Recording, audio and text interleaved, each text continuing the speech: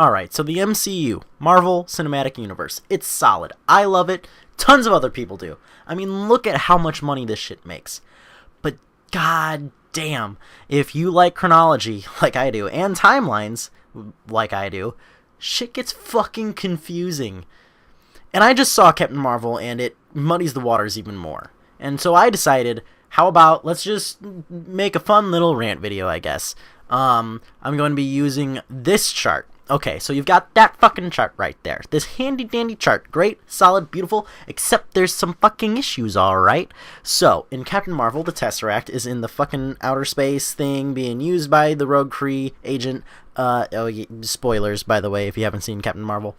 But at the end of Captain America, the first one, sorry, Avenger, the Tesseract was found by Howard Stark and S.H.I.E.L.D.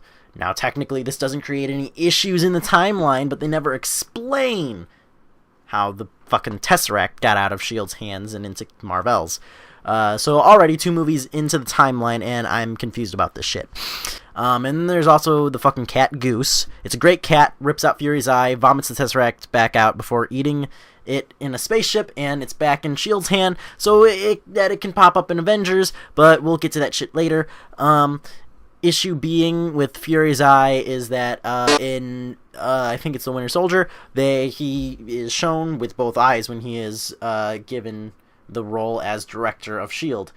But, well, due to the timeline now with Captain Marvel, it is shown that he loses his eye before that instance. Anyway, so the movies continue to go along fine, except for what the fuck? What happened to Rhodey here? Well, so they replaced the actor, but they, not once do they ever address why he looks different from Aluminum Man 1 to Zinc Man 2.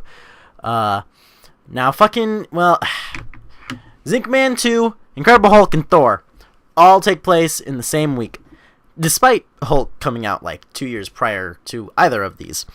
And that can get confusing with Coulson popping in and out of certain scenes and all that, but fuck, it's fine, I guess. Except it's not fine. At the end of Incredible Hulk, Tony Stark shows up to tell Thunderbolt Ross about the Avengers Initiative, except for the fact that fucking Fury tells him he can't join the team because he doesn't play well with others. That's kind of the issue whenever you're retroactively changing things. They get fucked up a little bit. But you know what? It's still fine. It's nothing major timeline breaking. It doesn't affect anything.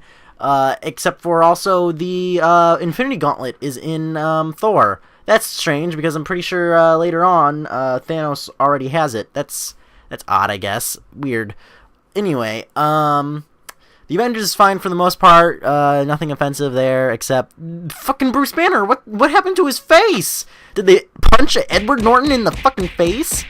Oh, no. They just hired a different actor, like they did with Rhodey.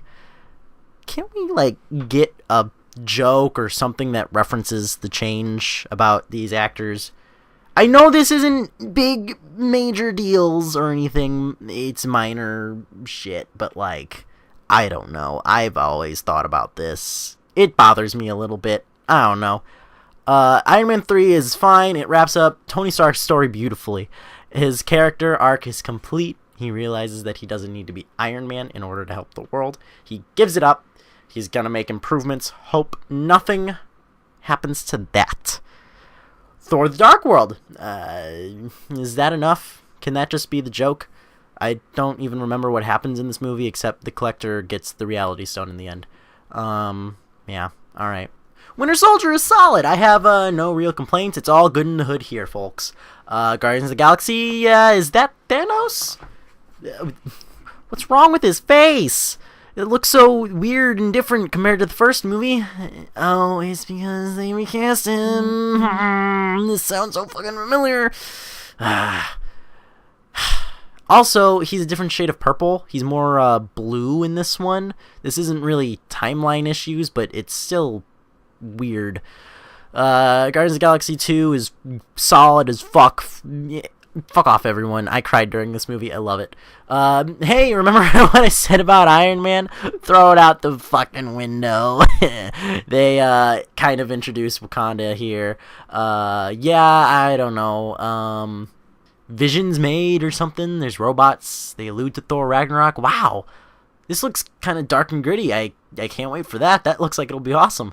Ant-Man happened. Civil fucking War continues to undermine all of the character development Tony Stark went through in the fucking Phase 1 to Iron Man 3. And I know this has nothing to do with chronology, but it's bad, inconsistent writing that Whedon fucked up in Avengers 2 and the Russo brothers had to salvage. We open Black Panther with a flashback to the 90s. Oh, cool. Captain Marvel takes place in the 90s. Otherwise, the rest of the movie takes place like a week after Civil War. Well, it's fine. So here's where the timeline gets fucky. And when I say fucky, I mean fucky. So, Spider-Man Homecoming, solid movie, but also fuck you. It begins with a scene right after Avengers, and then 8 years later. Except, what the fuck? Avengers came out in 2012. So apparently, Homecoming takes place in fucking 2020? That, or all of these Phase 1 movies take place in about 2010. I can buy that, can't you? Too bad Spider-Man only takes place a few months after Civil War, so even then, the timeline is still fucked up and weird. Anyway, Doctor Strange is here only so you know who the fuck he is whenever he pops in Thor Ragnarok and in Avengers Infinity War. Otherwise, timeline, it actually takes place before Civil War, but just has absolutely nothing to do with any of the other Phase 3 movies to that point. Fans just have to figure out a way to shove it in right before Ragnarok. Hey, Thor Ragnarok explains why Thanos has a fucking Infinity Gauntlet, despite the Asgardians having it. It was a fucking replica fake in the Asgardians' possession. Did Thor Ragnarok actually fix an issue with the timeline? Great. Solid. I'm gonna cry. I'll choose to ignore all the fucking tonal goddamn whiplash this movie fucking gives you, not only within itself, but also then sitting down to watch Infinity War, due to it fixing a problem as opposed to creating any. Oh, wait. It did. Shit. Infinity War! I've heard there were a few issues here. I don't think there really is anything. Nothing springs into my mind. The Russo brothers really protected themselves from plot holes by having, Doctor Strange know the rest of the movie. Otherwise, most things line up. Vision can suddenly just be a dude, I guess. That's weird. It's kind of like Ellen Page suddenly having the power to send people back in time through their consciousness in Days of Future Past. But no one complains there, so, you know. Oh well. And now we've got fucking Ant-Man and the fucking Wasp, which exists just to fucking spite me. Because I don't know where to fucking place it on this goddamn timeline. Because if I watch it before Infinity War, it ruins the flow of Ragnarok into Infinity War. If I watch it before Ragnarok, I have no reason to have just watched Doctor Strange. And if I watch it before Doctor Strange, it gets to the point where I start questioning why I should watch it at all. And then if I watch it after Infinity War, it ruins what is probably going to be the best way to see Endgame, right after that semi-cliffhanger of Infinity War. So, here's my proposed viewing order of the MCU. Captain America 1. Captain Marvel. Iron Man. Iron Man 2. Hulk. Thor. Avengers. Iron Man 3. Just watch the end credit scene of Thor 2.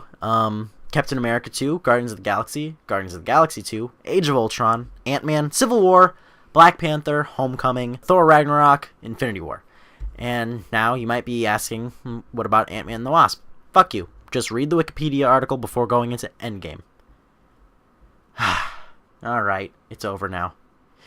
Wait, there's 24 seasons of television! Ah, fuck, it's also canon! Oh no, god damn it!